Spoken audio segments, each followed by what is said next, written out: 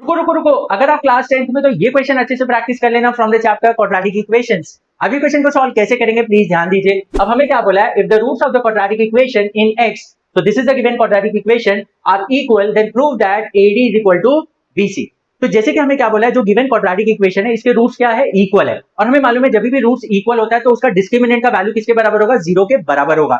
इसका मतलब capital B square minus 4AC किसके बराबर होगा, इक्वल्स टू 0 के बराबर है, जब भी रूट्स क्या होते हैं, रियल और इक्वल। अब देखो यहाँ पर मैंने कैपिटल ABC यूज किया क्योंकि small ABC already quadratic equation में यूज हुआ है।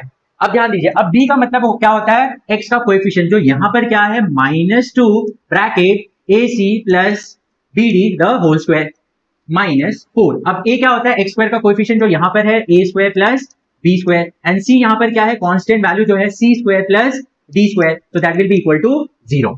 अब ध्यान दीजिए, अब इसे सिंप्लीफाई करेंगे। अब -2 का स्क्वायर क्या हो जाएगा, 4।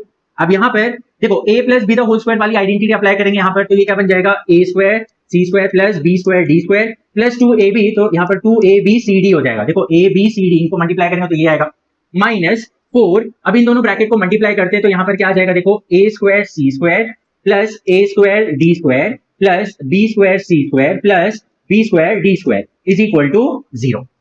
ओके, अब देखो दोनों में 4 कॉमन है तो 4 को हम बाहर ले लेते हैं यहाँ पर। अब ब्रैकेट ओपन करेंगे, यहाँ पर देखो A square C square plus B square D square plus 2ABCD minus, अब देखो 4 तो बाहर आ गया, अब माइनस यहाँ है तो अंदर का सारा साइन चेंज हो जाएगा, तो minus A square C square minus A square D square minus B square C square minus B square D square is equal to 0। तो ये किसके बराबर होगा, इक्वल टू 0। क्लियर है। अब ध्यान दीजिए यहाँ पर, अब देखो ये 4 जो है यहाँ आके डिवाइड हो जाएगा, 0 डिवाइड बाय 4 दैट इज 0। अब यहाँ पर कुछ चीजें कैंसिल हो रही है, A square C square minus A square C square will get cancel out. उसी तरह यहाँ पर minus B square D square plus B square D square will get cancel out. तो यहाँ पर क्या बचा, अब 2ABCD minus A square D square minus B square C square is equal to 0। देखो ये 4 यहाँ आके डिवाइड हो गया था तो ये 0 ही हो जाएगा। ओके, अब यहाँ पर ध्यान दीजिए, अब ये सबको मैं RHS में ट्रांसपोज कर देता हूँ, RHS में, तो यहाँ पर जैसे RHS में यहाँ पर क्या है, 0।